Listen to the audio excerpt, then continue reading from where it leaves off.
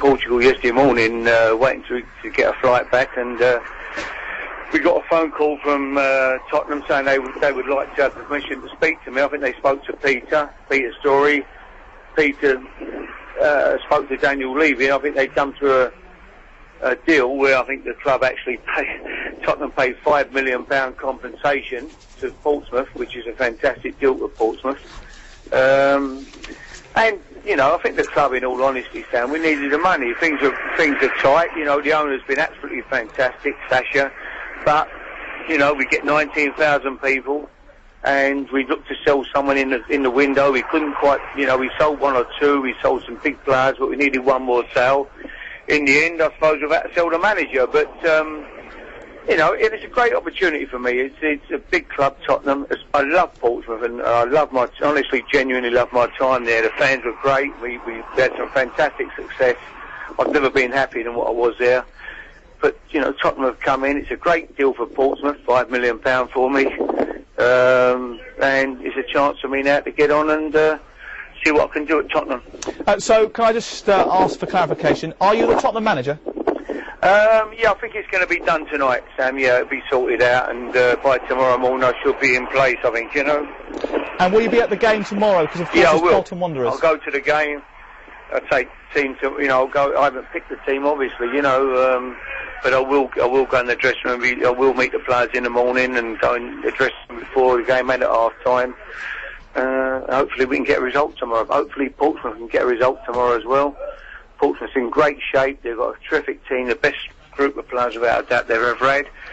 And with Joe Jordan and Tony Adams, they've got two fantastic people there, coaches, managers, whatever, to take the team on. And I'd just like to thank everybody for, you know, the great times I've had there. And, you know, things couldn't have gone better than what they've gone for me at Portsmouth over the last few years. Hopefully they'll go as well at Tottenham. It was a great period in Portsmouth's history when you were in charge, culminating, of course, with the FA Cup. Did you believe, though, that after you'd won that FA Cup, there probably wasn't much more that you could do? Well, it's difficult, Sam. You know, the funds are tight. I mean, I think we were talking about selling players in January. Unfortunately, you know, Sasha's give us great support, and you know, but we were hoping to do a deal or two in the window. Before the window closed, and it didn't happen. As I say, and suddenly Tottenham have come in, offered £5 million, which is good money for the club. And I think if we're all pretty honest about it, I think it was a deal. You know, we can't kid ourselves. I think if you ask Peter, and he's a very honest guy, he would tell you it's probably a deal that it was good for the club to do the deal with that amount of money, and it's a chance for me to manage a big club before I retire, perhaps. So, you know.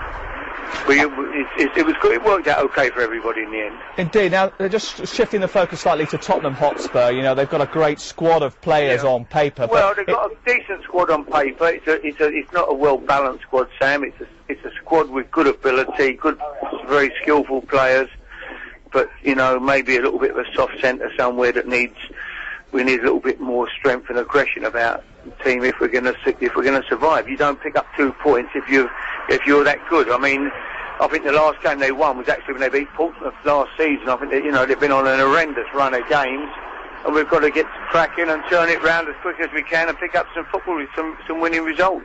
Not fazed by it though, Harry, because you've done it before. Well, it's a big challenge for sure. I think I read Tony Cascarino today, who I respect very much, and Tony was saying they got relegation written all over them, but I don't think so. I think, you know, we can keep up, we can stay up this year, and, you know, the chairman, whatever, and I'm not saying that they've got a good chairman, he backs the club, they pump massive money into buying good players, and I'm sure Sergio Ramos, you know, one day Ramos was a terrific manager, but, you know, he didn't get the breaks, and hopefully I can go in there and get a bit of luck and we can pick up some results. They've got great support, big fan base. It's a massive club. You know, I used to go and train as a 11, 12-year-old with people like that when Dave Mackay, John White, and, you know, Danny Blanchflower and all them great players were there. So it's a club of great tradition, and if we can keep up, you know, which we will, you know, we've got to keep up this year and go on and build from there. Backroom staff have all gone at Tottenham. Are you going to be taking the likes of Joe Jordan and Tony Adams with you? No, not really. I mean, you know, Tony, I think Tony wouldn't be a guy, an ex-Arsenal man. I think that won't be a... I spoke to Tony tonight. I love Joe. Joe's been fantastic for me at Portsmouth, but, you know, Portsmouth may well want to keep Joe or Tony as manager. You know, they certainly wouldn't do much better than, you know, keeping them two, making my them manager, that's for sure. They're both great guys. Are they going to be in charge for tomorrow, do you know? Yeah, they're going to take the team tomorrow, and, you know, I worked with the team this morning with them, and... So, you know, but it's all sort of came a bit rushed and out of the blue, and I think once Portsmouth, you know, accepted the offer from Tottenham for the compensation package, it was all systems go, really, so I got on with it, and it's a big chance now, and a great, you know, it's a big opportunity for me to manage a big club, I think, before I retire. How much did the decision that you took a year ago when you turned down the opportunity to take on Newcastle play on your mind this time when the opportunity to come up to manage Spurs arose? Not at all, Sam, really. I mean, the Newcastle one was a great offer, but, you know, I was so happy at Portsmouth, it never entered my mind that I would ever leave there, I'll be honest with you, until yesterday morning, until I got a phone, you know, we got a phone call. It never entered my mind that I would ever leave. I thought this is where I would finish. You know, I just loved it. They've got loads of friends there. I'm happy. I feel comfortable there. It's a club that I've never, you know, I really do feel comfortable at the club.